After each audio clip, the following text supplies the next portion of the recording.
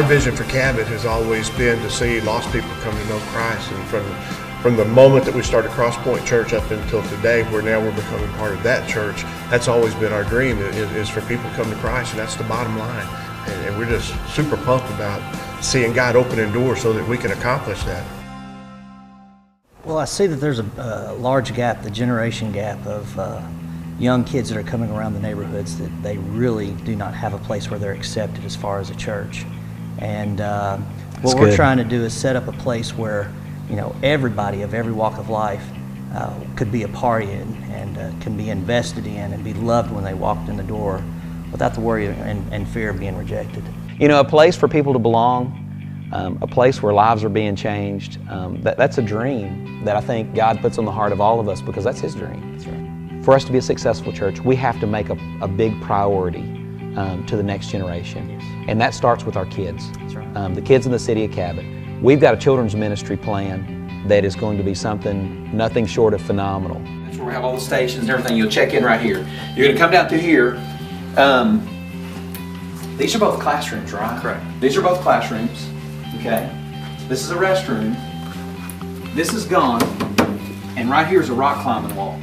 From the moment they get there, when they're walking in, climb the rock wall and slide in, and just the music going, and Chuck E. Cheese will probably come out here and want to take notes and see what we're doing, just because they want to redesign their place.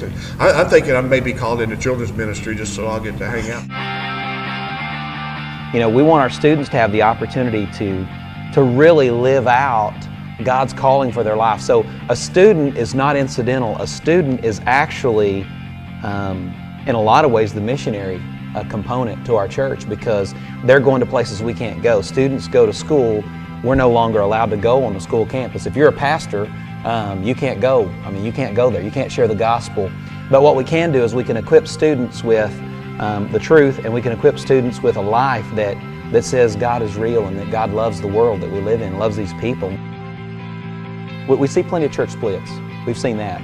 But what about when a group of churches decide to lay aside pride, ownership of their own, whatever, and come together and say, hey, let's come together and take the best of what we've got and put our best foot forward so that God is glorified in a city as one. Churches are really good at making converts out of other Christians and bringing other Christians in, but they've not been effective at reaching the lost where they're at.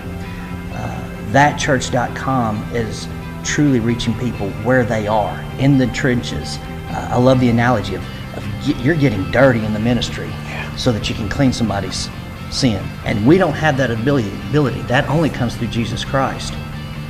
So the emphasis of what Jesus can do and the power that Jesus does do, that is what the church is supposed to rest on and lean upon, and thatchurch.com is doing that.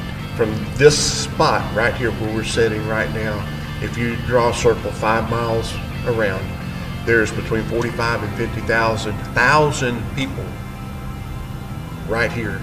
And if you look at the records that churches provide, and we know how preachers count, but if you look at their records, 80% of people of that 50,000 do not have a church home. They're not connected to a church. You have to assume the majority of those do not know Christ. We're living in the uttermost. This is the mission field. This is where Jesus needs to be preached. This is where the gospel has to be proclaimed. Right here, right now. This is for such a time as this.